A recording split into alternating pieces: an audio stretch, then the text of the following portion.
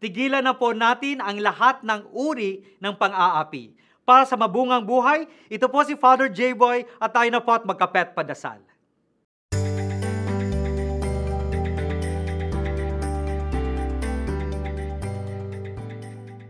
Itago na natin siya sa pangalang Mariana. Ikinuwento ni Mariana ang kanyang karanasan ng bullying sa pamamagitan ng mga masasakit na salitang may patama sa kanyang pagiging Muslim, kahit na ginagawa ito sa pamamagitan ng biro. Meron tayong tinatawag na SCRAM, Stop Casual Racism Against Muslims. Ngunit ang iba't ibang uri ng pang-aapi ay hindi lamang sa mga Muslim. Ang Kristyanismo, lalong-lalo na ang Katolisismo, ang siyang numero 1 na dumadanas nito sa buong daigdig. Kaya may tinatawag na Red Wednesday, kung saan iniilawan ng pula ang mga simbahan bilang protesta sa ganitong karahasan.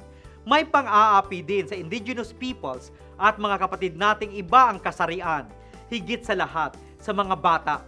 Ayon sa United Nations Children's Fund o UNICEF, representative na si Lotta Sylvander, ang bullying ay isa sa mga isyong hinaharap ng mga kabataan sa kasalukuyan. Nararanasan ito sa kanilang bahay o paaralan. Paano nating ititigil ito? Ang mang-aapi, ayon sa psychology, ay biktima din ng pang-aapi sa bahay.